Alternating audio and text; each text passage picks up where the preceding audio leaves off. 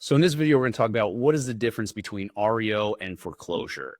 And by the end of this video, you're going to easily understand the foreclosure process from A to Z. You're going to understand specifically the differences between foreclosure and REO properties. And then you're going to learn the stages of the foreclosure process, who the property owner is for each foreclosure stage in the process, where and how you can buy these properties, pre-foreclosure, foreclosure, REO. So by the end of this video, again, you're going to be an expert on what does REO stand for in real estate, how it becomes a property, an REO property.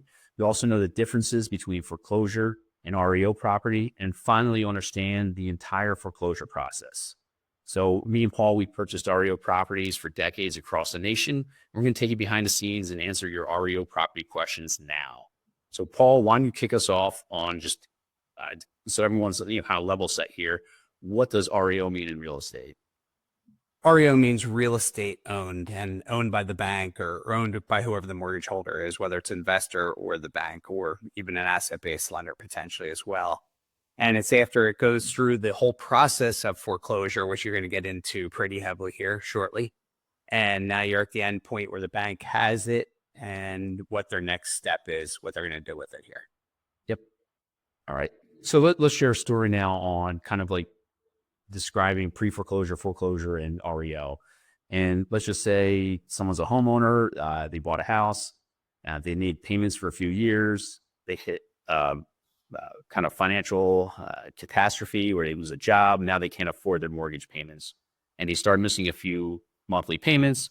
The bank then essentially starts the foreclosure process with something called, notice of default. They send out a few letters.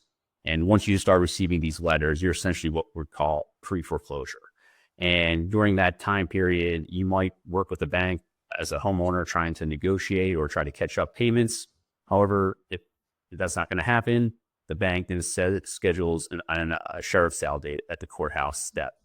Not the courthouse, just in the courthouse itself. And from there, the bank will start publicly promoting the public sale. And once you get to the sheriff's sale date, that is essentially the main foreclosure date itself. And if the property doesn't sell that day to someone, then it'll become an REO property. So again, to go back, you got the three stages I described of pre-foreclosure, foreclosure auction, and then the REO when it becomes an REO property. And the key differences are, if we start with, staging the foreclosure process, during the foreclosure process, it's basically the bank is trying to repossess the property. It hasn't happened yet. Whereas once you're in REO, this is after the bank repossessed the house from the borrower. So that's the distinction between foreclosure and REO there. The second type of question a lot of people ask is like the ownership of the foreclosure property versus an REO property. During the foreclosure process, the owner of the property is still the borrower because it's before the sheriff's sale auction. Whereas once a property becomes, after that sheriff's sale auction, is the new owner of the property is now the bank or the lender. And that's when it switches over to an REO property. And then what's a sale look like? What's the sales process look like for someone? If someone is still in the foreclosure process, you could still sell the house on the MLS before the sheriff's sale, or if that doesn't happen and the property goes to sheriff's sale, that's when it's auctioned off to the public. If it goes through that process, now the bank owns it. How does the bank sell it? We've created other videos on this where the bank could sell it through their list of properties themselves. They could list it with an agent and just sell it on the multiple listing service or MLS, or they could also add it to an online REO auction and sell the property that way. And then the conditions of the property also, could vary greatly as well. Sometimes, most of the times when it's still during the foreclosure process, the property is still occupied. Whereas most likely once it becomes an REO property, that is probably a higher percentage of the time it's vacant already. The homeowner is no longer in that property. The bank went through the eviction process. Paul, anything kind of in my kind of few examples there that I shared that you want to add? Yeah, sometimes the banks will do what's called cash for keys too, just as a different term for people to hear, know, and understand. So they could even do a deed in lieu of foreclosure, right? While they're going through the foreclosure process, the bank may be willing to do a deed, take the deed back in lieu of going to foreclosure for the people. Usually it doesn't happen that way, but occasionally you'll get that. But they'll also offer cash for keys to try to get the place vacant, see how cheaply they can get them out without creating any chaos in the house or any damage or destruction. So this is something that's done a lot of times as well. Yeah. And then one more thing that people sometimes bring up or hear is tax deed foreclosures.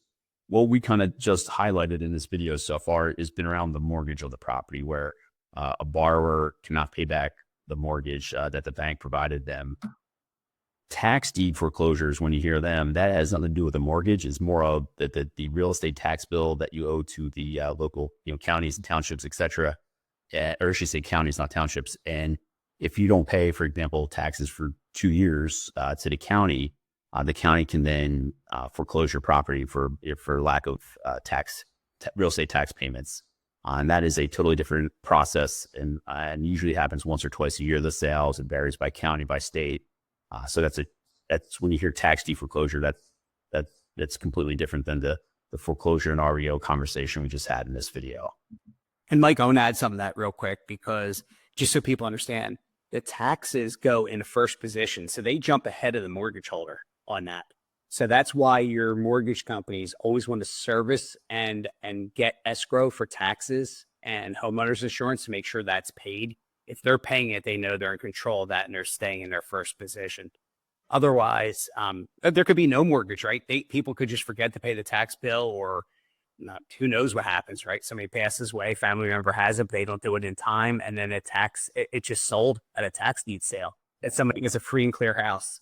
Occasionally happens, right? I mean, there's some weird thing that happen, but just know that they do go into first position. So when it goes to foreclosure, if there's a big tax bill, say it's in Texas where you have $20,000 real estate taxes a year in different places, that could really add up pretty quickly, and it goes ahead of the mortgage holder. So yeah, something for people to know. Great point, Paul. Thanks for sharing. And then, lastly, if you got a lot of value out of this video, everyone, go watch the next video that we created on how I find REO properties in my area. It's a great source on finding these types of properties at discount, whether it's for an investment property for yourself or a personal residence. I mean, there's so many different ways to get bank REO properties and get them after the process, right? Which is the easiest, which is the ones you and I target, Mike. We're looking for these properties that the bank owns. There is no other liens on them, so we don't have to worry about anything else sneaking up on you later on, right? And also understand this, there's just another point in different states, like I believe Alabama, and there's other states as well. There's a 6 months not right of rescission. They can come back. The homeowner could pay off those liens and get the property back. So know that can happen. And those properties might be, or those areas might be ones you want to avoid, just for future reference. That's something that's good to know. Yeah, great point. All righty. If you guys got something out of this, make sure you click like button and subscribe to the channel, and we will catch you in the next video.